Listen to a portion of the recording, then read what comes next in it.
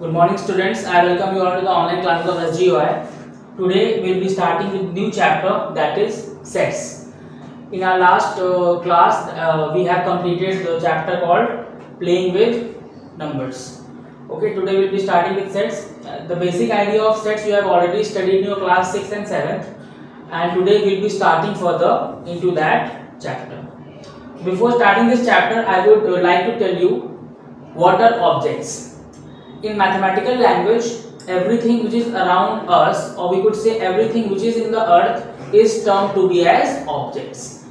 Mathematics के हिसाब से अगर बोले तो हमारे वर्ल्ड में जितनी भी चीजें हमारे आसपास हैं, सबको हम कंसिडर करते हैं एक ऑब्जेक्ट की तरह. ठीक है. तो जो सेट होता है, सेट की डेफिनेशन है a well defined group of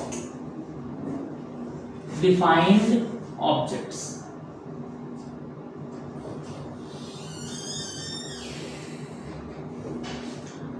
I have told you that first of all objects क्या होते हैं? Everything which is around us is termed to be as object in mathematical language. Sets क्या होता है? Set is a well defined group of defined objects, या बोल सकते हैं definite objects. सेट, अगर आप किसी भी चीज की बात करें, जैसे आप सपोज हम लोग बात कर रहे हैं अल्फाबेट्स की, तो अल्फाबेट्स में क्या है, हमें पता है 26 अल्फाबेट्स होते हैं starting from A to Z. तो अगर आप पूरे अल्फाबेट्स की बात कर रहे हो तो आप बता रहे हो कि हम लोग ए से जेड तक के सभी अल्फाबेट्स की बात कर रहे हैं, जो कि एक ग्रुप ऑफ ऑब्जेक्ट्स है, जो डेफिनेट ऑब्जेक्ट है, और उसी को हम लोग बोल सकते हैं एक सेट. तो अल्फाबेट में टोटल 26 ऑब्जेक्ट्स हैं, और वही सब मिला करके क्या बनाएंगे, एक सेट बनाएंगे. ठीक है. तो किसी भी चीज की बहुत सारी चीजें मिलके एक सेट को प्रिपेयर करती हैं. बस द थिंग इज कि उनकी जो कैटेगरी है, उनका जो बिहेवियर है, वो हमें डेफिनेट तरीके से बताना होगा. ठीक है.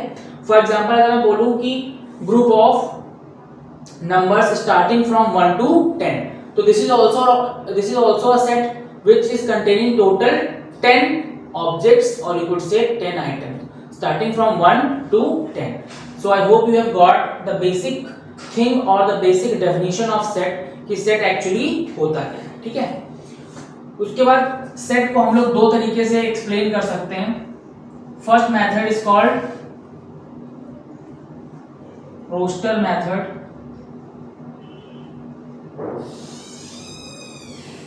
First method is called roster method and second method is called set builder method.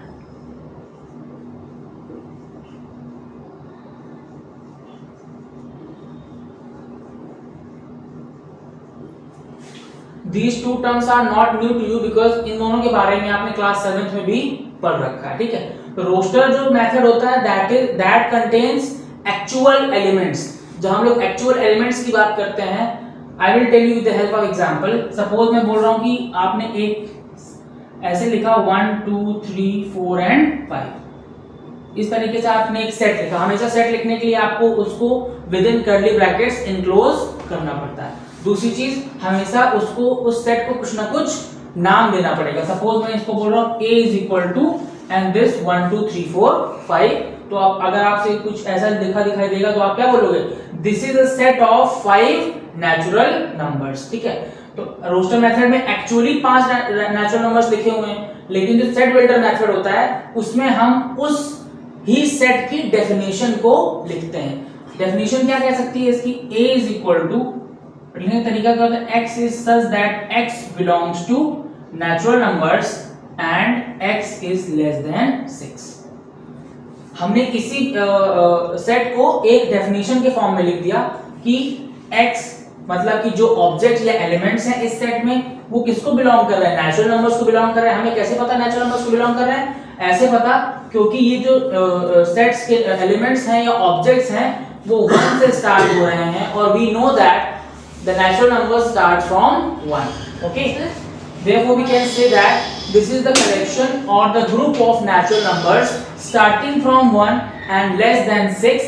या यहीं पे हम और लिख सकते थे A is equal to X is such that X belongs to natural numbers and X is less than equal to 5. This both could be the definition of this set 1, 2, 3, 4, 5. Okay.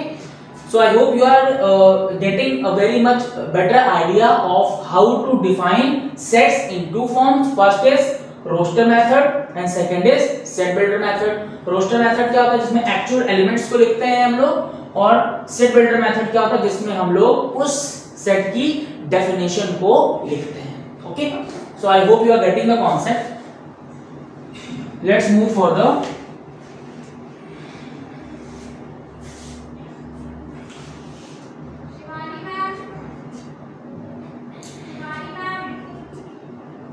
Now what I'll be doing, I'll be writing few examples of set builder and few examples of the same as roster. ठीक है, इधर पे मैं लिखूंगा roster, here I'll be writing set builder.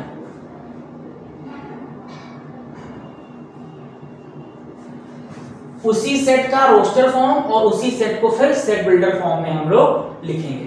ठीक है, for example मैं लिख रहा हूं -2 -1 0 1 2. ओके, अब हमें लिखना है, इसी की डेफिनेशन लिखनी है सेट बिल्डर के फॉर्म में. ठीक है, तो हम क्या लिखेंगे, x is such that x belongs to, आप जानते हो नेगेटिव और पॉजिटिव नंबर्स का कॉम्बिनेशन जो होता है वो नंबर्स किसको बिलोंग करते हैं, इंटीजर्स को बिलोंग करते हैं. तो हम लिखेंगे x is such that x belongs to integers and x is less than 3. x is less than 3. x 3 से कम है लेकिन यहाँ पे -3 से बड़ा भी है, तो हम लोग यहाँ पे लिखेंगे बीच में x की जो वैल्यू है वो ग्रेटर देन -3 है और x की जो वैल्यू है वो less than 3. I hope you have got the concept. x की जो वैल्यू है वो -3 से बड़ी है, क्योंकि -2 -1 0 1 2 बड़े हैं -3 से, लेकिन साथ ही साथ जो पॉजिटिव वैल्यू 3 है उससे x की वैल्यू क्या है, छोटी है. तो हमने क्या लिखा, एक रेंज ऑफ नंबर्स लिख दिया जो कि -2 से लेकर के 2 के बीच में है. Okay, so this will be the set builder method of representing this set. Okay, so let's write one more example. Suppose I am writing 3, -4. ठीक है, this is very little bit difficult to understand कि 3, -4 किस तरीके से यहाँ पे आएगा. थोड़ा सा आप जब दिमाग लगाओगे तो आपको ये पता चलेगा कि ये जो नंबर लिखा हुआ है वो लिखा हुआ है कैसे, x is such that x belongs to real number and x square plus x minus 12 x square plus x minus 12 is equal to 0. ये कैसे आया, जब आप रियल नंबर्स की बात करते हो, ठीक है, तो आप क्या करोगे, यहां पे सबसे पहले आप पुट करोगे 1, या यू कुड से आप ऐसे नंबर्स को यहां पुट करने की कोशिश करोगे जिससे कि इस नंबर की जो वैल्यू है वो 0 के इक्वल आ जाए. फर्स्ट ऑफ ऑल जब आप 3 यहां पुट करोगे तो 3 का स्क्वायर 9, 9 + 3 12 और 12 - 12 0. दैट मींस 3 हमें कैसे मिला, हमने 3 इस इक्वेशन में पुट किया तो आंसर हमें 0 मिला. -4 को चेक करते हैं, पुट -4 है, -4 का स्क्वायर करेंगे तो आप मिलेगा +16 and then -4 will be is equal to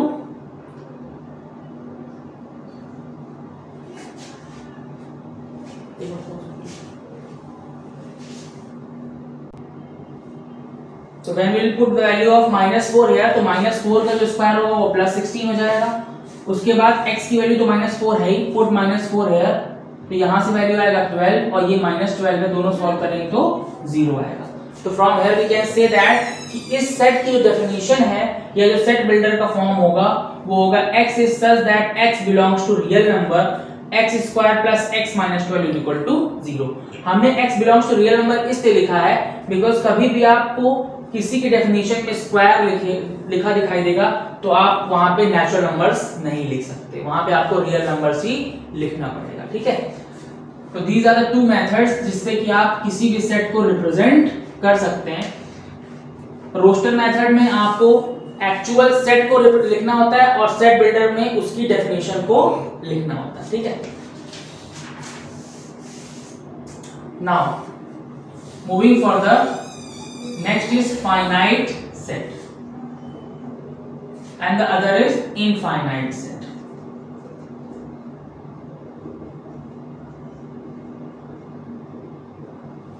As the name suggests, finite means which has a definite value, या बोल सकते हैं ऐसा सेट जिसमें कि नंबर ऑफ ऑब्जेक्ट्स या नंबर ऑफ एलिमेंट्स को हम लोग काउंट कर सकते हैं। They are finite sets, and in those sets in which we cannot count the number of elements in that set, they come into the category of infinite set. तो finite set क्या होते हैं? Finite set for example मैंने लिखा 1 2 3 4 and 5, so you can easily count number of elements कितने हैं 5, तो इसको आप आराम से काउंट कर सकते हो, therefore they come into the category of finite set। अगर मैं यहाँ पे लिख दूं 5 8 11 14 and so on, ठीक है। तो आप क्लियरली देख पा रहे हो मैंने एक ऐसा सेट लिखा है जिनके आपस के एलिमेंट्स के बीच में 3 का डिफरेंस है। 5 + 3 8, 8 + 3 11, 11 + 3 14, और आगे मैंने डैश डैश लिख दिया। इसका मतलब ये काउंटिंग है जो वो n नंबर ऑफ टाइम्स जाएगी। तो इस सेट के नंबर ऑफ एलिमेंट्स को आप काउंट नहीं कर सकते हो, और नंबर ऑफ एलिमेंट्स को आप अगर काउंट नहीं कर सकते हो तो ये जो सेट है वो किस कैटेगरी का हो गया? इनफाइनाइट सेट की कैटेगरी का हो गया, ठीक है। सो आई होप आपको समझ में आ गया। नेक्स्ट टर्म है cardinal number. Cardinal cardinal number क्या होता है? किसी भी सेट में जितने नंबर ऑफ एलिमेंट्स होते हैं that is called the cardinal number of that set. For example अगर आपसे पूछे what is the cardinal number of this set, तो what you will be saying? You will be saying 5, ठीक है। मैं example अलग से लेता हूं। फॉर एग्जांपल मैंने लिखा a =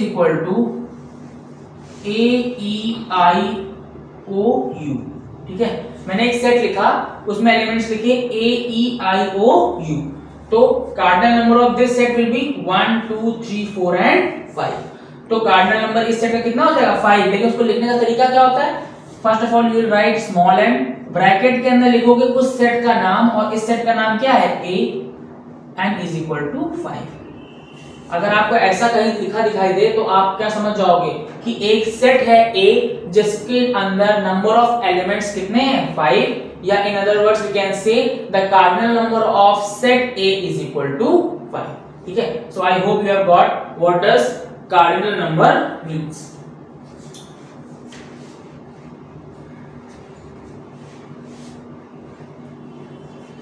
now let's move further. Next is empty set.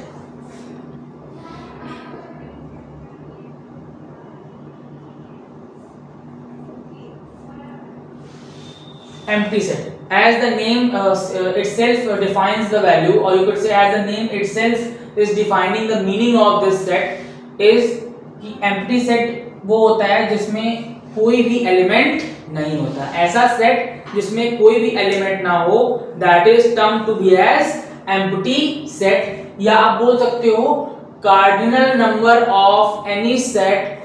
If the cardinal number of any set is equal to 0, then that set is termed to be as empty set। ऐसे set जिनका cardinal number 0 हो, या आप बोल सकते हो जिसमें number of elements 0 हो, they are termed to be as empty set। उनको हम लोग कैसे डिफाइन करते हैं? फाइल से, ठीक है।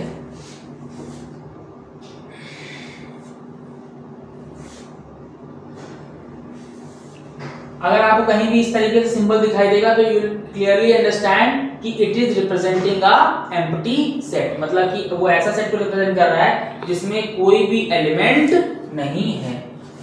या फिर आप सिर्फ ऐसे भी इसको डिनोट कर सकते हो, ऐसा सेट जिसमें कोई भी एलिमेंट नहीं है।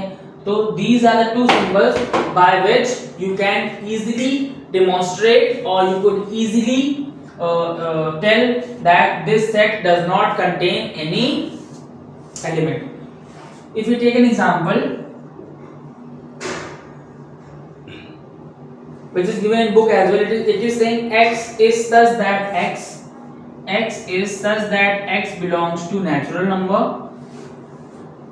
then it is saying 1 x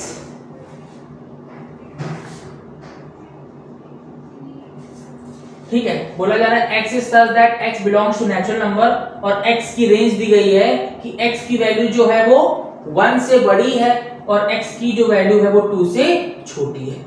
1 से बड़ी और 2 से छोटी नेचुरल नंबर में कोई भी वैल्यू नहीं हो सकती। क्यों? क्योंकि नेचुरल नंबर्स में 1 के बाद सीधे 2 आता है, तो 1 और 2 के बीच में कोई भी नेचुरल नंबर लाई नहीं करता।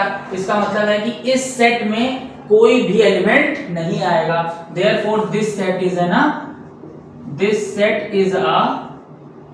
empty set। क्यों empty set है? बिकॉज इस डेफिनेशन के अकॉर्डिंग कोई भी नंबर 1 और 2 के बीच में नहीं आ सकता, स्पेशली नेचुरल नंबर। अगर रियल नंबर की बात की जाती तब तो बहुत सारे नंबर्स आते, बट नेचुरल नंबर्स में आप जानते हो 1 के डायरेक्टली बाद 2 आता है और रेंज में 1 और 2 के बीच के नंबर की बात की जा रही है। Hence this set will be a empty set. या फिर आप सीधे इसको लिख सकते हो, इसकी वैल्यू किसके बराबर है? 5 के इक्वल है। That means this set does not contain any elements. Okay,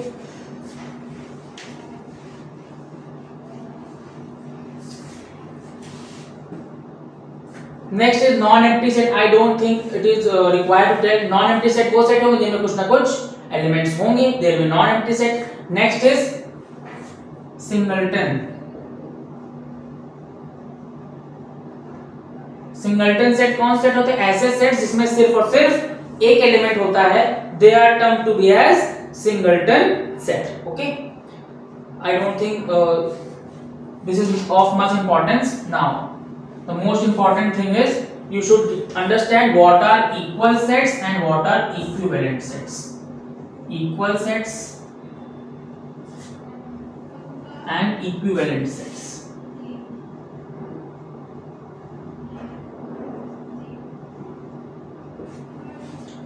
Both sounds the same. Equal sets और equivalent sets सुनने में एक जैसा लगता है, but they are of different category. What are equal sets? Two sets A and B are said to be equal if every element of A is in B and every element of B is in A। ठीक है, equal sets वो sets होते हैं जिन बोला जा रहा है कि अगर दो sets की बात करें, फॉर एग्जाम्पल मैंने बोला A में एलिमेंट्स हैं 2, 3, 4, 5 एंड 6, ठीक है, और B में एलिमेंट्स हैं 4, 6, 2, 3, 5, ठीक है। There are two sets. One is A, which is containing 2, 3, 4, 5 and 6, and there is another set which is containing 4, 6, 2, 3 and 5. So equal set says that कि all the elements of A should be in B and all the elements of B should be in A। और अगर ऐसा होता है तो जो दोनों sets हैं वो इक्वल सेट्स हो जाएंगे, ठीक है। इसमें जो इंपॉर्टेंट चीज है वो ये है कि इनका ऑर्डर है वो मैटर नहीं करता है।